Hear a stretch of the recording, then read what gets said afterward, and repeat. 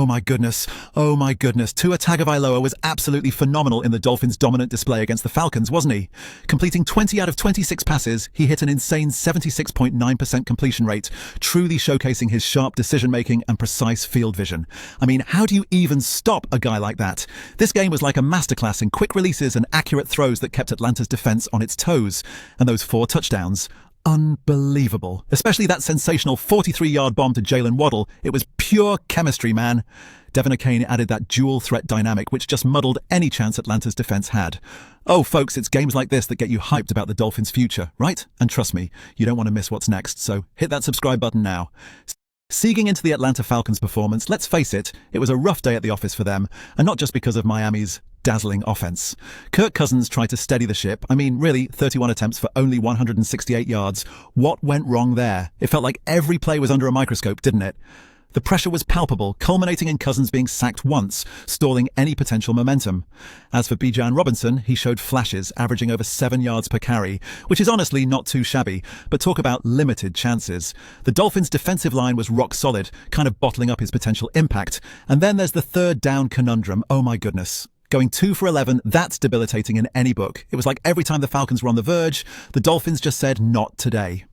Now, when you contrast that with Miami's control of the clock, owning the possession game 37-58 to a measly 22-02 for Atlanta, it's clear who dictated this game. The Falcons were always on the back foot, struggling to match Miami's pace and power. It's a game full of lessons for the Falcons, without a doubt.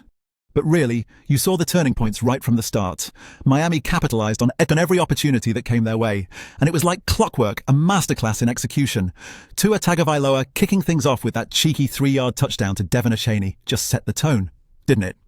Miami's plan was crystal clear. Hit hard, hit fast. And man, did it pay off. Now, when they hit those red zone plays, you could feel the energy, boom, like electricity. And Miami converted 3 of 5. Contrast that to Atlanta, just once out of 2.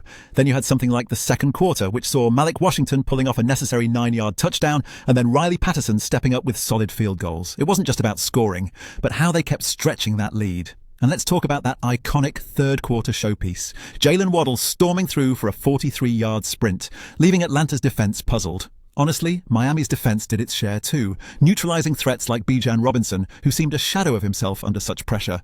The Dolphins just never let up. A solid all-around show that made sure there was zero chance for a Falcons fight back, despite that late touchdown push by Tyler Allgeier. Incredible resilience. Top-tier football. So, here's the thing. This win over the Falcons was not just a game, it was a statement.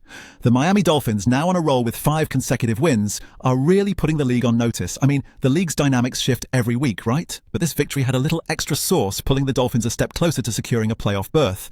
And you have to think, with Tua Tagovailoa at the helm, firing bombs left and right with that unreal 76.9% completion rate, teams are starting to worry. I mean, the guy threw 4 touchdowns. You can't ignore Jaylen Waddle either. Those 99 receiving yards weren't just numbers on a stat sheet, but proof of a deep threat that keeps defenses scrambling. But what about the Falcons? Man, they've got some thinking to do. With only 2.6 yards per rush, they struggle to even gain traction. Their tactical approach against top defenses needs work, and fast, if they want a playoff shot. Kirk Cousins' 81.8 passer rating doesn't exactly scream confidence. It's a battle, and right now the Dolphins are storming ahead while the Falcons need to regroup and figure things out. All right, let's wrap this up by zooming out a bit and looking further down the road for both teams. The Miami Dolphins just showed a masterclass performance here, both strategically and execution-wise, man. It was impressive. Tua Tagovailoa isn't just stepping up. He's becoming that reliable cornerstone they can count on game after game. And with Jaylen Waddle weaving through defenses and putting up insane yards, you really have to wonder how far they can go. Meanwhile, the Atlanta Falcons have got some things to iron out. I mean, look, their weaknesses were on full display. Struggled on third downs, the ground game just didn't pop. It's all got to be tuned up, or they might find themselves sidelined against tougher teams. But hey, with talents like Caden Ellis showing sparks on defense, there's definitely a foundation to build on. So here's my question to you all. Can the Dolphins keep this momentum rolling, or will the Falcons manage to turn things around next week? Am I too optimistic about Miami's chances? Let me know what you think in the comments below. Can't wait to see your thoughts.